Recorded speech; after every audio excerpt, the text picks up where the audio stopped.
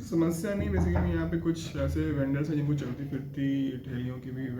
दिए जाते हैं, तो उसमें बेसिकली यही है कि अभी निगम के द्वारा उनको जो पहले से लाइसेंस दिए जा रहे हैं उनका परीक्षण करके सूचीबद्ध किया जा रहा है,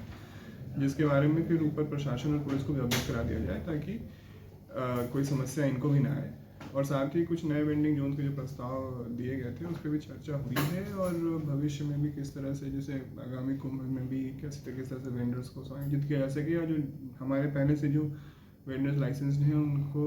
दोबारा उनके लाइसेंसिंग के लिए क्या व्यवस्था की जाए, इन सारी विषयों पर चर्चा हुई।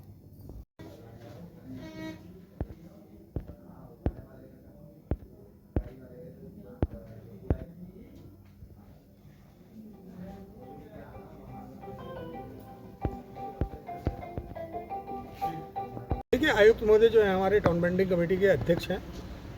और अध्यक्ष के नाते हम लोग उनके सदस्य हैं, और अध्यक्ष को समय समय पर हम लोग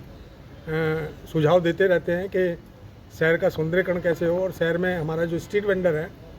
वो बेरोजगार ना हो, उसको रोज़गार कैसे से कैसे जो है रोज़गार दिया जाए।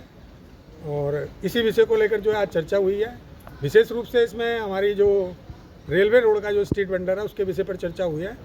और उसमें जो साहब ने हमें आश्वासित किया है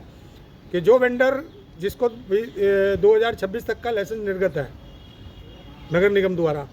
उसको तो स्वतंत्र कारोबार करने की अनुमति दी जाएगी। साथ में हमने कहा था कि जो 2545 लोगों का रजिस्ट्रेशन हो रखा है, यहाँ पर पंजीकरण हो रखा है वर्ष 2018 का, उनको भी एक बार अवसर दिया जाए इस वित्तीय वर्ष में, 26 के वित्तीय वर्ष में, जून तक का या जुलाई 15 जुलाई तक का। 15 जुलाई तक यदि अगर वो लोग अपना लाइसेंस बनवा लेते हैं तो अच्छी बात है, वो भी स्वतंत्र रूप से अपना कारोबार कर पाएंगे। लेकिन 15 जुलाई के बाद में कोई अगर यहाँ पर लाइसेंस लेने नहीं आता तो स्वतः ही उसको जो सर्वे हो रखा था उसको समाप्त किया जाए, और एक नया सर्वे आने वाले दिनों में कराया जाए पूरे 60 के 60 वार्डों का, और 60 वार्डों की भौगोलिक परिस्थिति देखी जाए कि 60 वार्डों में किस प्रकार से स्मॉल वेंडिंग जोन बनाए जा सकते हैं, किस प्रकार से वेजिटेबल मार्केट बनाई जा सकती है, किस प्रकार से रेडीमेड का बाजार बनाया जा सकता है। उन्हीं सभी विषयों पर लेकर जो आज चर्चा करी, और हम आभारी हैं साहब के,